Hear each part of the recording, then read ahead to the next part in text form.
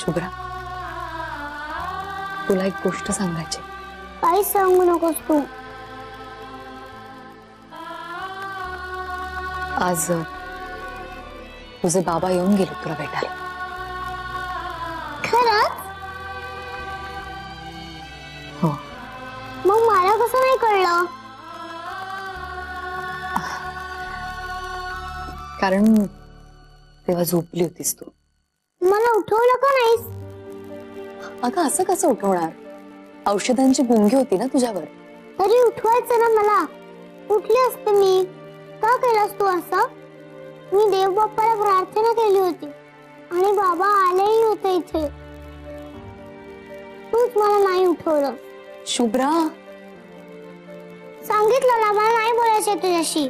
शुभ्रा बाळा, मला नाही बोलायचं तुझ्याशी. सांगितलं ना मी. तू हे सगळं मुद्दाम केलंस ना. बाबा तुला वाईट वाटत असतील पण मला नाही वाटत, कारण ते माझे बाबा आहेत. शुभ्रा, माझ्या संयमाची परीक्षा घेऊ नकोस तू आता. झोप शांत, आणि झोप येत नसेल तर चुपचाप डोळे मिटून पड. अजिबात आवाज नाही पाहिजे मला तुझा, कळलं?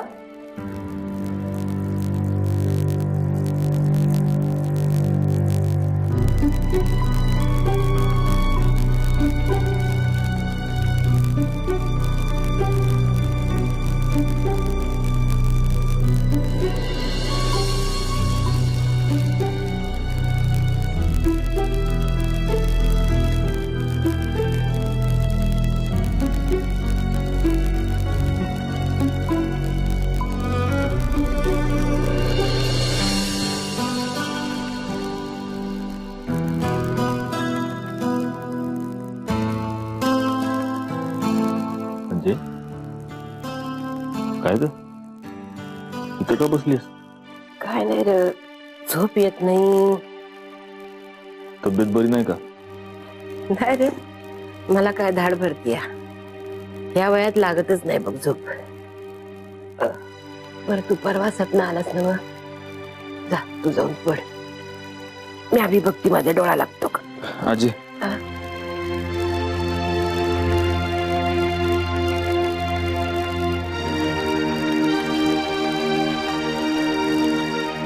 आजी तुला काहीतरी सांगायचं आहे. काय? जी गोष्ट गेल्या 7 वर्षात प्रयत्न करून करून बी जमली नाही, ती आज योगायोगानं जुळून आली. म्हणजे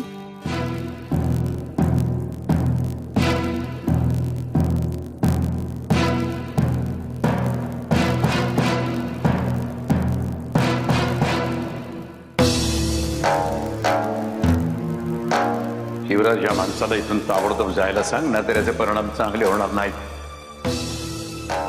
मंजिरी, शुभ्रा कशी आहे? शिवराज, तुला ऐकू आलं की नाही मी काय बोललो ते?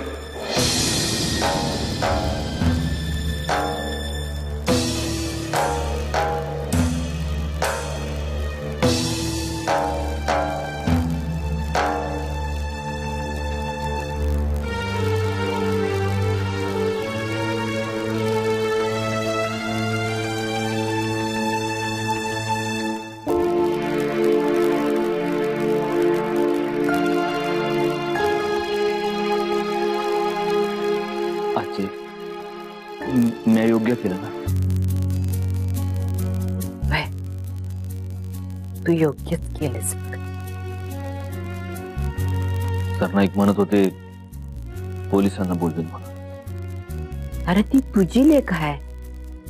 मुधोळकरांचं रगात आहे ते.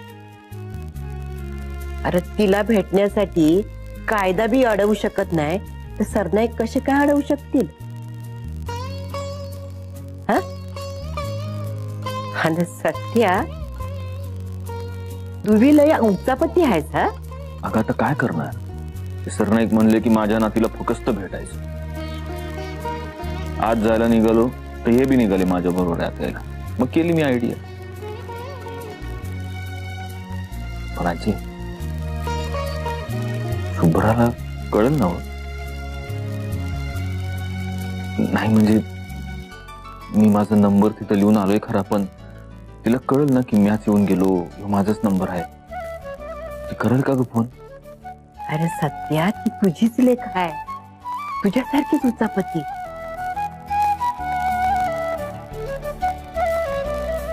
तुझ्याबद्दल कळल्यावर तुला भेटण्यासाठी इथपर्यंत आली का नाही?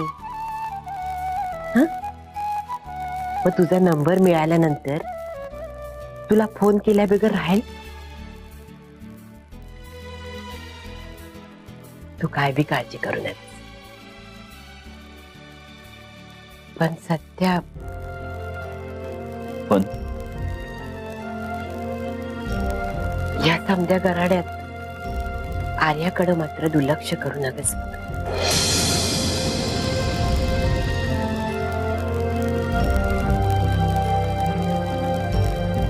मला ठाव आहे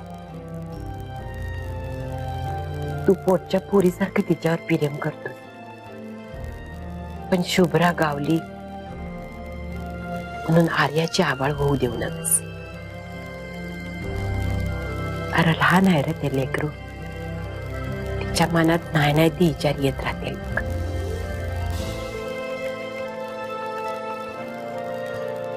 चल तू पड जाऊ, मी अभी आराम करते.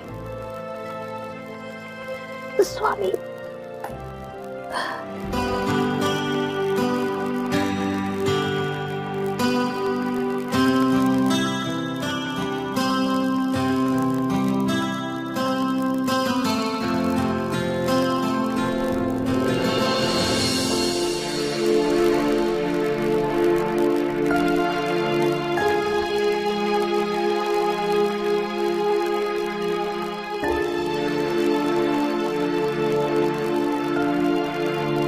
मला माहितीये तुम्ही का झोपला नाही ते.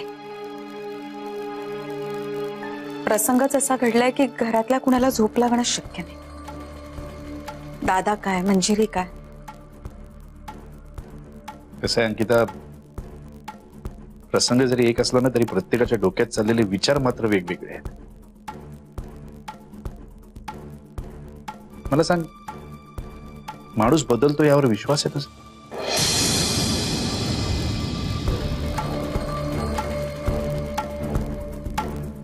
सत्यजितराव बदललेत अंकिता, खरंच. आज हॉस्पिटलमध्ये ते ज्या संयमाने वागले, ज्या आदमीने बोलले, तुला माहितीये त्यांनी हात जोडून दादांच्या पुढे विनंती केली, मला शुभ्राला भेटू दे. मग मला तर असं वाटलं की आज पाहिलेले सत्यजित मुधोळकर आणि 7 वर्षापूर्वी आपण अनुभवलेले सत्यजित मुधोळकर ही दोन वेगळीच माणसं आहेत.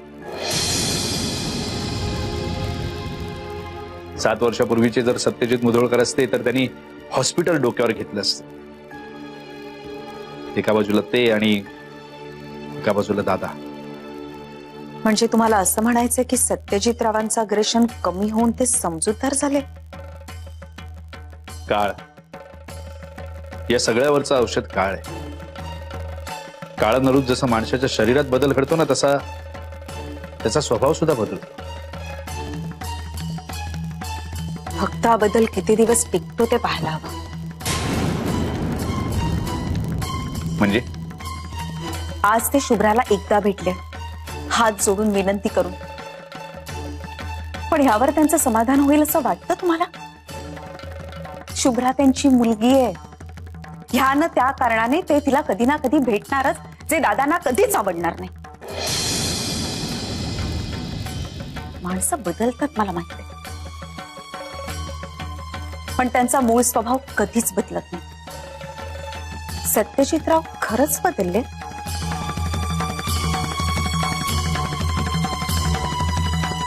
मला तरी वादळापूर्वीची शांतता वाटते.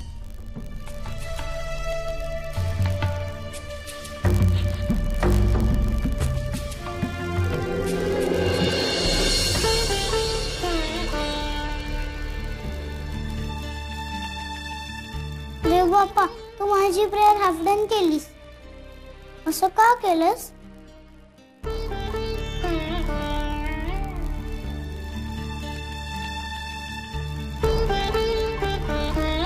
बोलायचं होतं ना बाबांशी.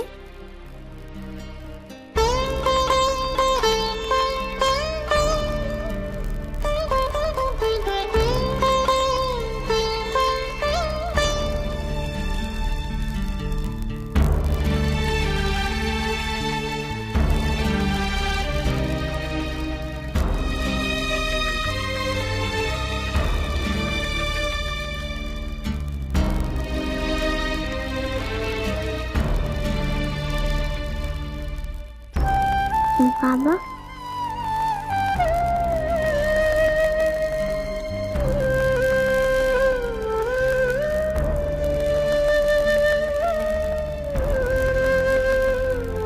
बाबांचा फोन नंबर.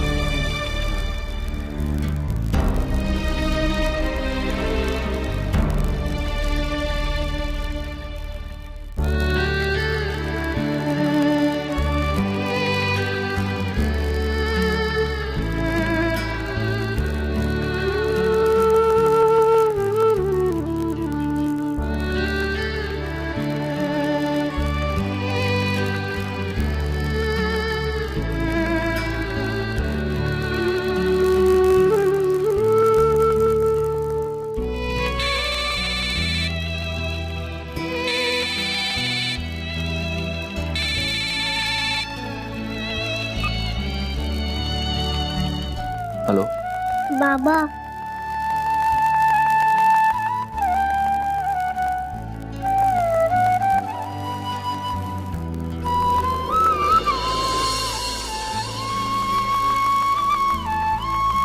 शुभ्रा, बाबा तुम्ही आला होतात तर मला उठवलं का नाही. तू झोपली होतीस ना बाळा, म्हणून मग नाही उठवलं मी तुला. पण पण मला सांग, तू यावेळी कसा काय फोन केलास? आईच्या फोनवरनं बोलते, ती झोपलीये. बाबा मला तुमची खूप आठवण येते. मला तुझी खूप आठवण येते बाळा.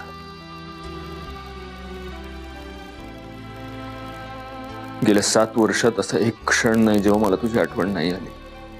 पण मला न भेटता असे का गेलात. माझ्याशी बोललात का नाही.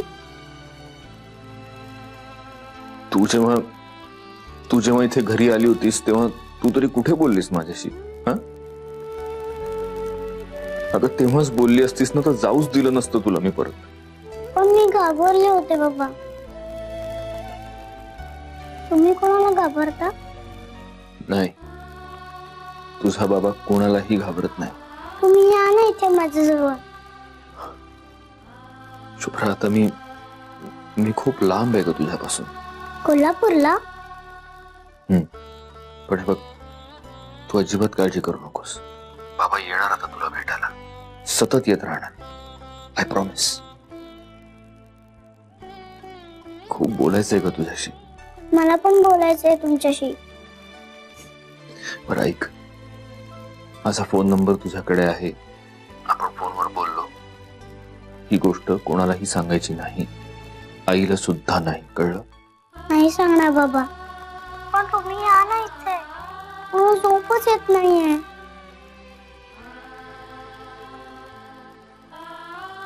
तुला माहितीये बाळा, लहानपणी तू झोपायची नाहीस ना, रडायचीस कधी कधी.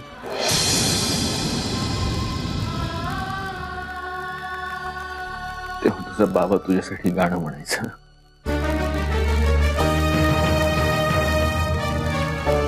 मग झोपायचीस तू शांतपणे. बाबा मला माहितीये ते गाणं. प्लीज एकदा म्हणा ना. अगं, आता नको शुभ्रा, जा झोप जाता तू. आई पण झोपले ना तिथे. बाबा प्लीज एकदा म्हणा ना.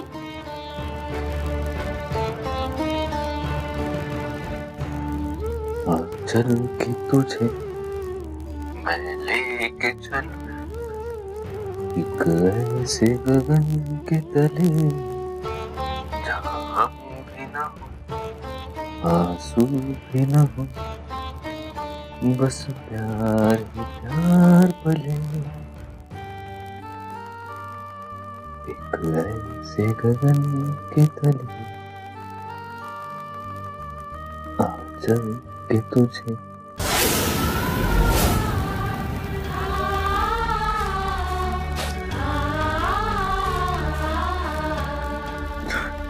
झोप आता गुड नाईट बाबा. Good night.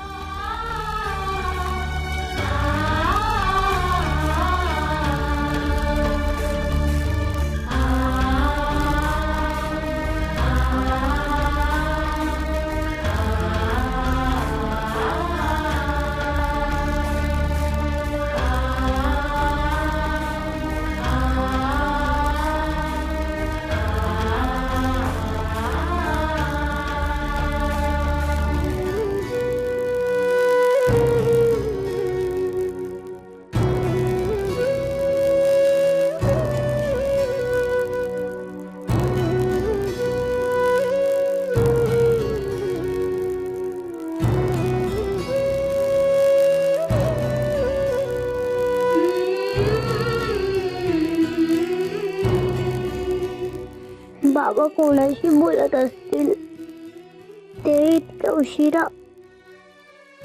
ते झोपताना फक्त माझ्याशीच बोलतात. ते मलाच गोष्ट सांगतात. मग आज तुम्ही गाणं कोणाला ऐकवलं? कोण असेल फोनवर?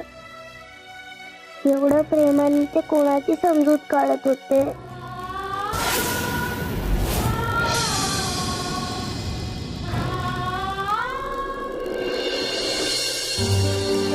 बाबा काय फोनवर कोणाशी बोलत होते?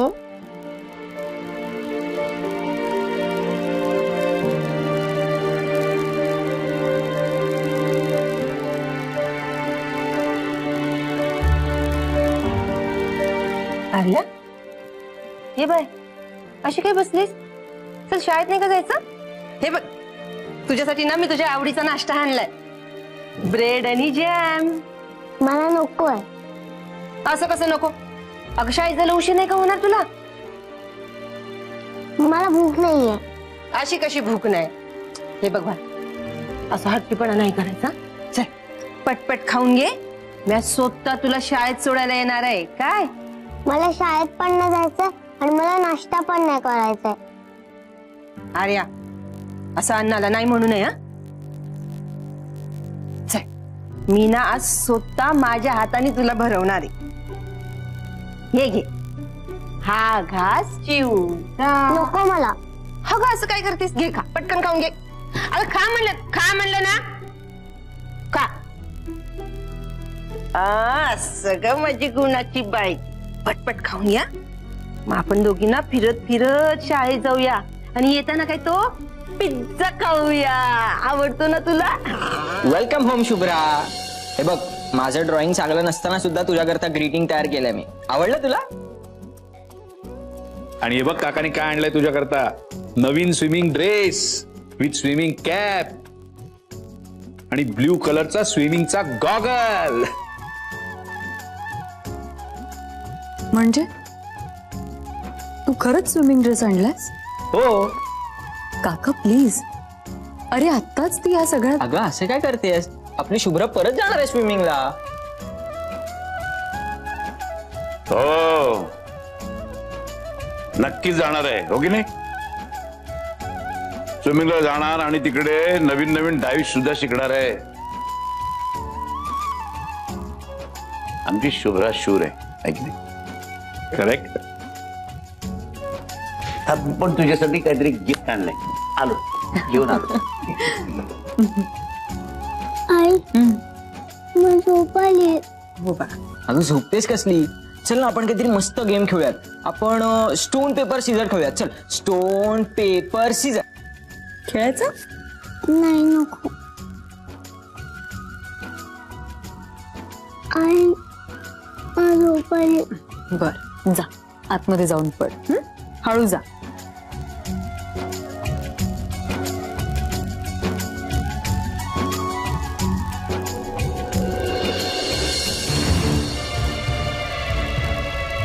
काय झालं बाळा?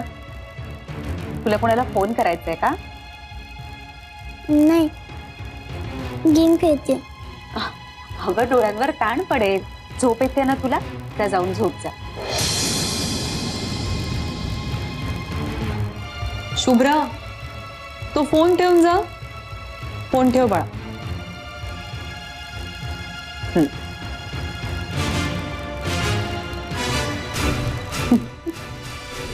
फक्त गेम पाहिजे. आता असं तोंड लटकवून शाळेत जायचं नाही. हा, चांगलं हसत खेळत जायचं. चांगला. तू इथं काय करतीस? तुम्ही ते काल कामाचं म्हणलं होतं ना, म्हणून म्हटलं विचारून बघा. ते आपण नंतर बोलू. तिला शाळेत सोडून येते मी. घोर पोरगी हो. अगदी माझ्या सोनीसारखी. ही पण हिच्यासारखीच होती. रोज सकाळी आवरासावर करून शाळेत हसत खेळत जायची. 2 वेण्या घालायची आणि रिबिणी लावल्या की आणखीन छान दिसायची. जेवढी अभ्यासात हुशार तेवढीच खेळात पण हुशार असायची. 1 मिनिट शांत बसायची नाही, सतत खेळायची. ठीक आहे, ठीक आहे. आपण नंतर बोलू. आर्या, चल, आपल्याला उशीर होत. चल.